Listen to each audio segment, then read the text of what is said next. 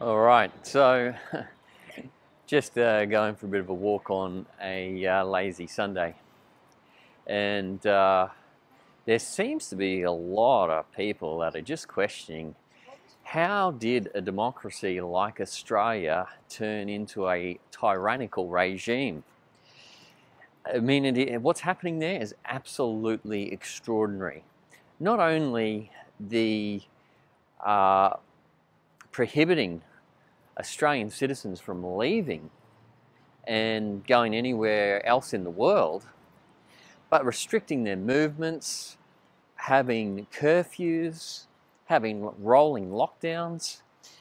So there's a lot happening there that is absolutely just the same as a tyrannical regime. This is tyranny. And it's extraordinary that the Polish, or members of the Polish government, ministers from the Polish government, have come out and have said that Australia has turned into a tyrannical regime. So it really does beg the question, where on earth is this going? How is this going to play out? Look, we could see this happening a long time ago, and that's why I was so keen to leave Australia, because once you start seeing your freedom and liberties being removed, what sort of lifestyle are you going to have? How are you going to do business? And that's the big thing that most Australians don't understand, is that you cannot do business by being locked down, by your life being unpredictable, your movements being limited or restricted.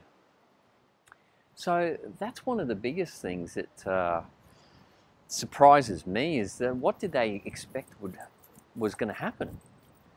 The other thing that I find really extraordinary is that some Australians seem to think that it's a good idea. It's a good idea to be locked down. It's a good idea to have curfews. It's a good idea to restrict movements.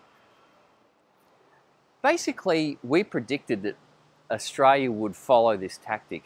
And the reason why was because when the Black Plague hit Europe, Venice, for example, being difficult to actually get to, used to restrict boats from mooring in Venice.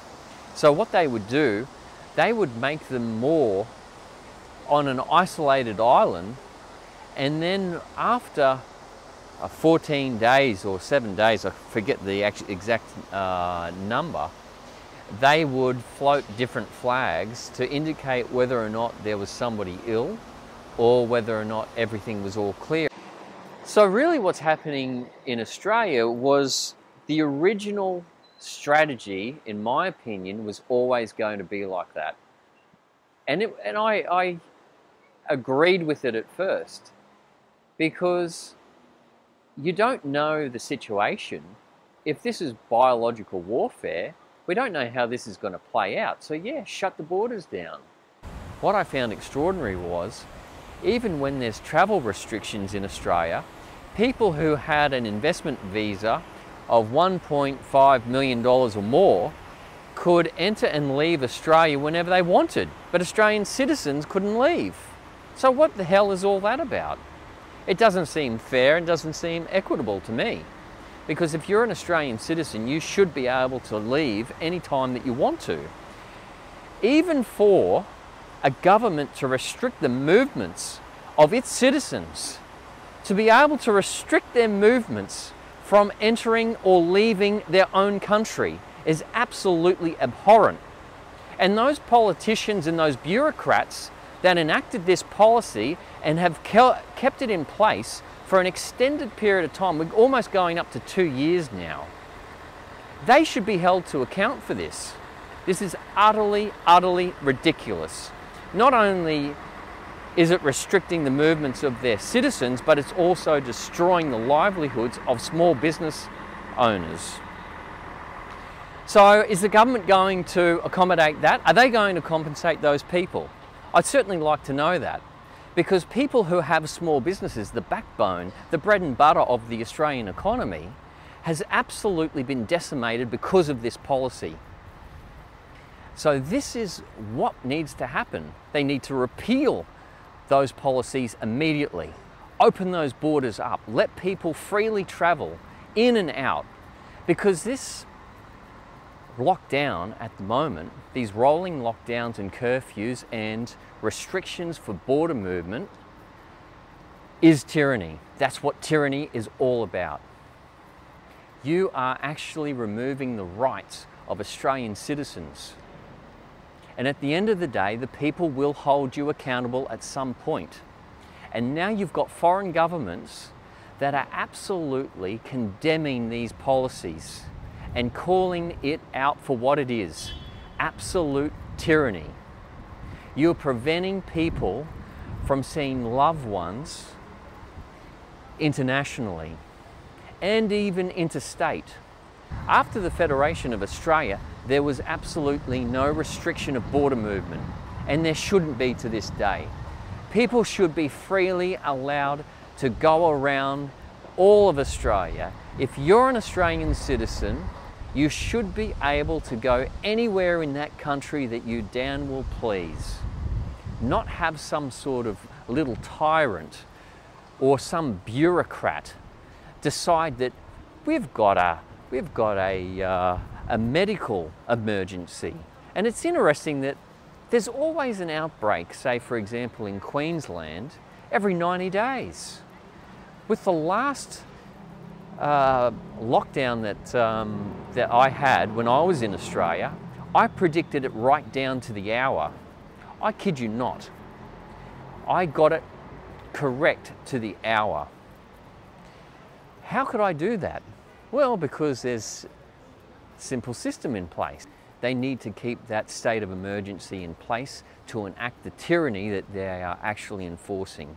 And these medical officials and bureaucrats who are trying to enact this sort of tyranny need to be held to account as well, because this is just stupid policy. And now Australia has been called out by the international community. They have been called out by foreign governments and labelled exactly what they are: absolute tyrants.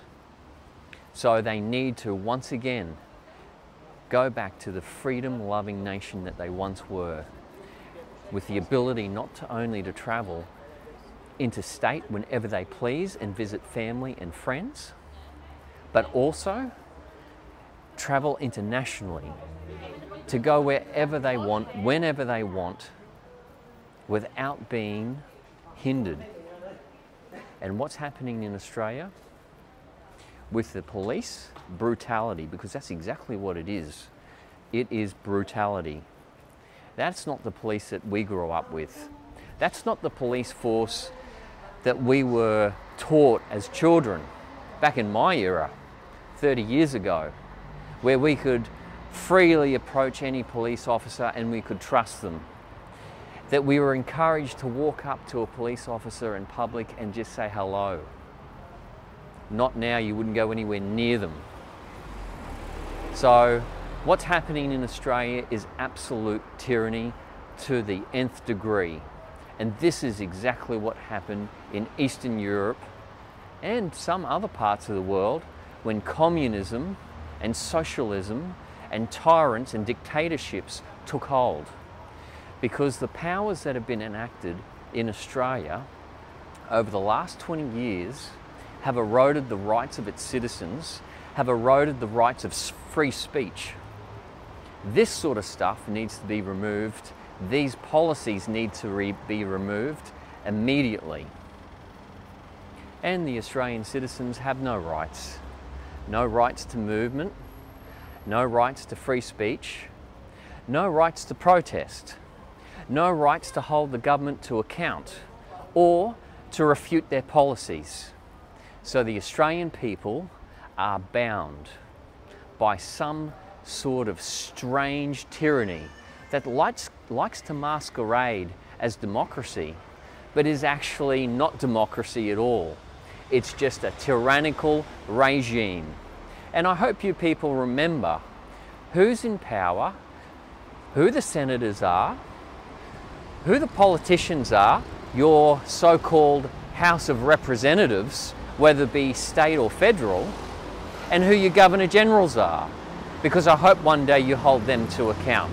Anyway, this is my little tirade because I've had a gutful of it. And I get comments all the time from people who basically want to get out. They want to go somewhere else in the world, but they're not allowed out of their own country, the country that they were born in, grew up in, a country that they no longer recognise.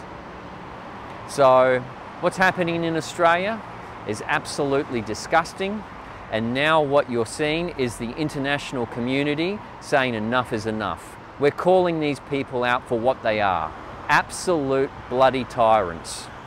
Anyway, I hope you have a wonderful day or evening, and I hope at the end of the day you live a free and happy life. You go where you are treated best, where you go where you are treated with respect. I hope that you find a place where your soul and your heart are free. Have a good day.